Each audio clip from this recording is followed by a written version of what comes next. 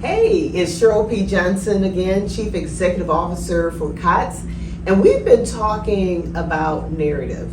And I always start with the definition of what that is. It actually is the story that we say to ourselves to help us make sense of the world that we live in. And certainly, when you think about it, there are all kinds of things that impact that particular story. So that's what we want to talk about today. Last time we chatted, we talked about the importance of even your name, like how to come into a space that offers an opportunity to get to know someone better by just knowing their name and asking the question, like, your name, like, what does that mean? Where did that come from? Why do you think your mom or dad, are you named after your grandmother? Why? That way you get to know people just a little bit better, right? So this time we're going to take just a step further. Now, I'd love for you, after you hear this, to get pencil, paper, ink pen, whatever works for you, because this requires a little work, and then afterwards some thought. Okay, so today we're going to talk about mapping out your narrative identity. All of us have we have an identity, and it's rooted in a couple of things. One, your personality, your social identity, and historical context. So let's start with personality. And these are things that you're going to write down.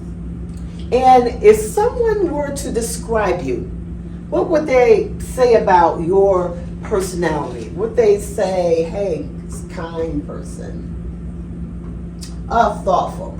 And these are just some things. I'd love for them to say this about me, but everybody's different. Impatient. Well, we all have this sometimes, right? Playful. I love to have fun. I'm just that person who's going to break out in some fun. Creative. My daughter is probably one of the most creative people on earth. And the list can be as long as you make it. And then let's add another piece that really will help us to form your own narrative. It is what I call your social identity. Let's think about, I am African American. I identify my gender with female.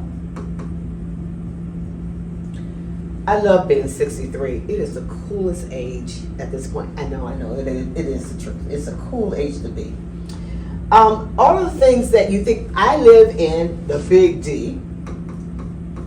And these are all very important things that help shape your narrative, believe it or not. And then the last category that we're going to add is your social ID, or even political, right? And that's not all what you may think it actually means. So think about everything that, are you married, right? What's that status? Let's think about, how you identify with healthcare in the United States. All the things you have access to, right? Your social network.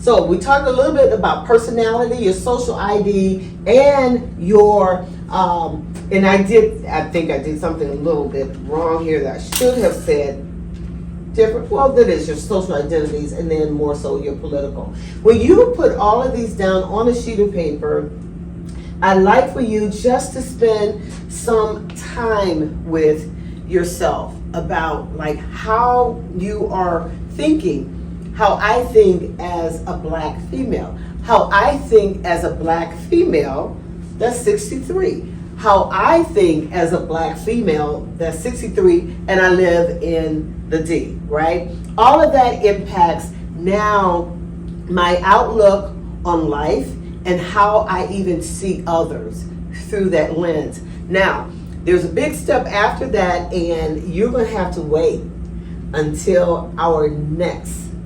gathering for the next thing that we're going to do with this information. So don't forget, do your homework.